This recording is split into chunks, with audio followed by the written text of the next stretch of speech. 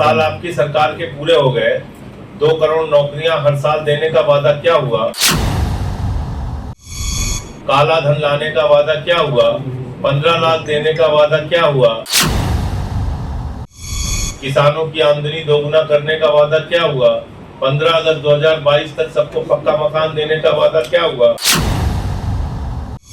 महंगाई कम करने का वादा क्या हुआ? ये पूछेंगे नहीं लोग।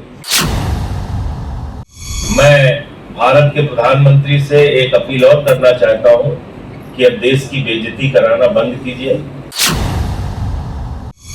आप नेता एवं राज्यसभा सांसद संजय सिंह ने आज वाराणसी में एक प्रेस कॉन्फ्रेंस किया, जिसमें योगी सरकार पर तीखा हमला बोला है। उन्होंने आरोप लगाया है कि सरकार जनता, विशेषकर युवाओं और बेरोजगारों की उम्मीदों के साथ खेल रही है। उन्होंने इस दौरान कई मुद्दों को लेकर सरकार को जमकर घेरा है। प्रेस कॉन्फ्रेंस में उन्होंने कहा कि भाजपा हिंदू मुसलमान की राजनीति करके वोट बटोर रही है, लेकिन जनता का काम नहीं कर रही है। साथ ही उन्होंने सुल्तानपुर में गरीबों के घर टूटने और साथ ही वाराणसी में पहलवान लस्सी और चाची की कचौड़ी की दुकान टूटने को लेकर के जमीनी मुद्दे को उठाया है। आज इस सम्मेलन के माध्यम से मैं भारत के प्रधानमंत्री से एक अपील और करना चाहता हूं कि अब देश की बेइज्जती कराना बंद कीजिए। आप बाहर जाते हैं, ही खीखी बिना मतलब करते हैं, जोर जोर से हंसते हैं, पता नहीं क्या बोलते हैं, क्या समझते हैं, लेकिन आपने भारत की बहुत बेइज्जती करा दी। वो अमेरिका,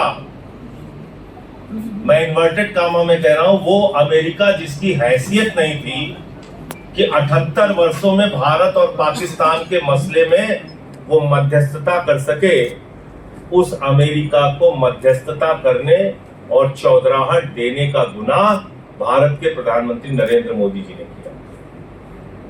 78 साल से प्रयास कर रहा था अमेरिका।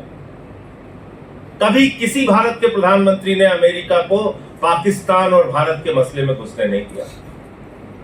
और 14 बार अब तक ट्रंप कह चुका है कि हमने भारत पाकिस्तान के बीच की लड़ाई रुकवाई, सीज फायर करवाया और व्यापार बंद करने की धमकी देकर रुकवाया। तो व्यापार किसका बंद होता? भाई व्यापार कोई अमेरिका का पाकिस्तान के साथ तो है नहीं। जो भी व्यापार है वो हिंदुस्तान के साथ, और हिंदुस्तान के साथ है तो अडानी के साथ है। तो अपने एक दोस्त के व्यापार को बचाने के लिए आपने देश के स्वाभिमान को गिरवी रख दिया। ये बड़ा सवाल है और प्रधानमंत्री जी से मैं पूछना चाहता हूं, आपने कहा ऑपरेशन सिंदूर अभी जारी है, तो फिर जब ऑपरेशन सिंदूर जारी है तो वो 4 खूंखार आतंकवादी कहां है जिन्होंने हमारी बहनों के माथे के सिंदूर उजाड़े? अगर ऑपरेशन सिंदूर जारी है तो अभी भी क्यों आपके लोग सेना के ड्रेस में आपकी फोटो लगवा के वोट मांगने के काम में जुट गए हैं, बिहार से लेकर दूसरी जगहों पे? उन 4 खूंखार आतंकवादियों को मौत के घाट उतारिए और पीओके कब्जा करने का जो एक बड़ा मौका भारत की सेना के पास था, उसको आपने गंवाया है ट्रंप के दबाव में सीज फायर करके। अभी कहा जा रहा 35 मिनट फोन पे बातचीत किया मोदी जी ने, 35 मिनट बातचीत कर लिया। 30 सेकंड बात नहीं कर पा रहे हैं फ्रांस के राष्ट्रपति से, 35 मिनट ट्रंप से फोन पे बातचीत कर लिया और मनमाना खबर अपनी तरफ से चला रहे हैं। अरे मोदी जी, हिम्मत दिखाओ, साहस दिखाओ, सामने आके बोलो, सामने आके बोलिए जो बोलना है।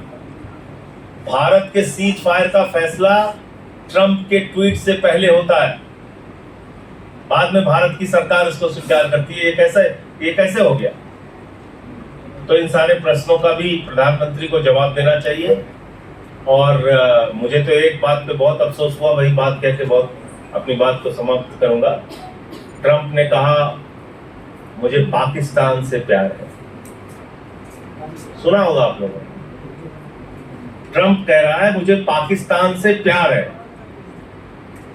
मोदी जी का दोस्त, माय डियर फ्रेंड ट्रंप, वो कह रहा है पाकिस्तान से उसको प्यार है, और मोदी के अंधभक्त कह रहे हैं हमको मोदी से प्यार है। तो आप लोगों को अब तय करना पड़ेगा अंधभक्तों कि आप ऐसे आदमी के पीछे खड़े हो जो भारत के स्वाभिमान की रक्षा नहीं कर पा रहा है और ट्रंप को ये तक नहीं कह पा रहा है कि अगर आप पाकिस्तान से दोस्ती रखना चाहते हैं तो हिंदुस्तान से आपकी दोस्ती नहीं चलेगी। किया है ये 2 दिवसीय कार्यक्रम है यहाँ पर भी, और आज काशी प्रांत का सम्मेलन है, कल संकल्प शिविर है। गांव-गांव में हम अपना संगठन बना रहे हैं यूपी के अंदर। बिजली के सवाल पे, स्वास्थ्य के सवाल पे, शिक्षा के सवाल पे आंदोलन कर रहे हैं, सेवा का कार्यक्रम कर रहे हैं। और 26 का पंचायत चुनाव हम लोग अकेले लड़ेंगे प्रदेश भर में, जिसमें कि सिंबल होता नहीं, समर्थित उम्मीदवार होता है, तो हम उसकी तैयारी में जुटे हैं। आगामी बिहार में भी विधानसभा चुनाव है, अभी आप बिहार के चुनाव में भी अकेले आम आदमी पार्टी लड़ रही है वहाँ पे।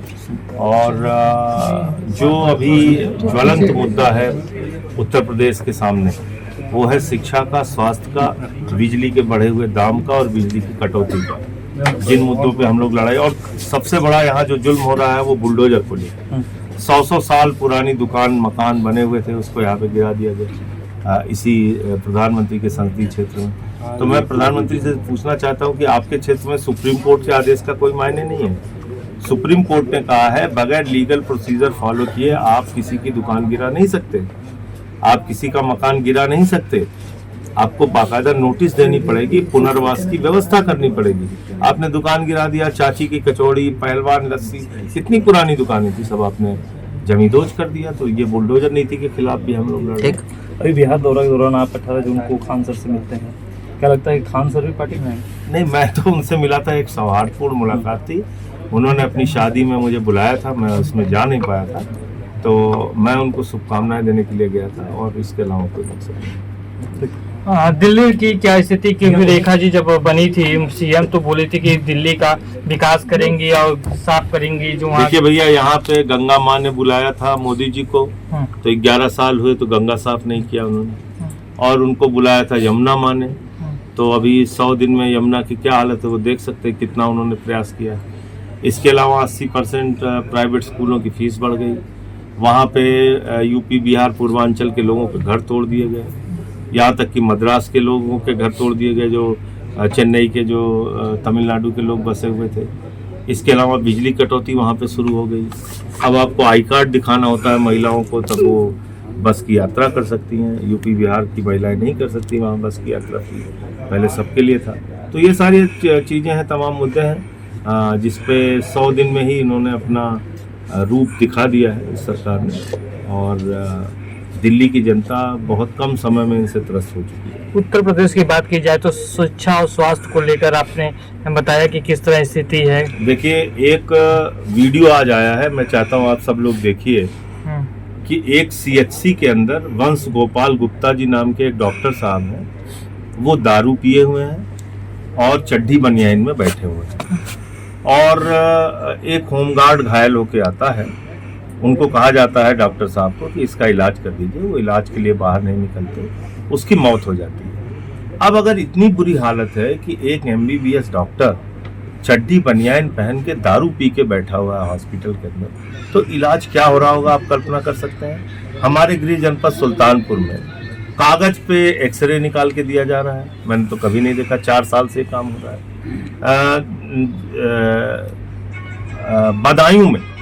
बदायूं की एक रिपोर्ट आई है मीडिया की, मैं चाहता हूँ वो सब आप लोग जरूर उसको देखें और पढ़ें। 25 से 30 बच्चे हर महीने वेंटिलेटर के अभाव में मर जाते हैं। अब जब हम लोगों ने पता किया कि वजह क्या है, तो पता ही चला कि 3 साल से वेंटिलेटर चलाने वाला कर्मचारी नियुक्त नहीं है। और इन सारी बातों पे हमें गुस्सा ही नहीं आता है।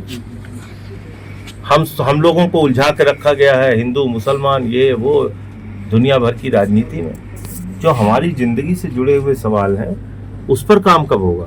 योगी सरकार जीरो टॉलरेंस की बात कर रही है, आप इतनी कमियां बता रहे हैं, जबकि वो कहती कि हम शिक्षा को बेहतर कर दिए, स्वास्थ्य को बेहतर कर दिए। तो कमियां ऐसी हैं जो कि झुटलाई नहीं जा सकती, कैमरे में कैद हैं और मीडिया में दिखाई गई हैं।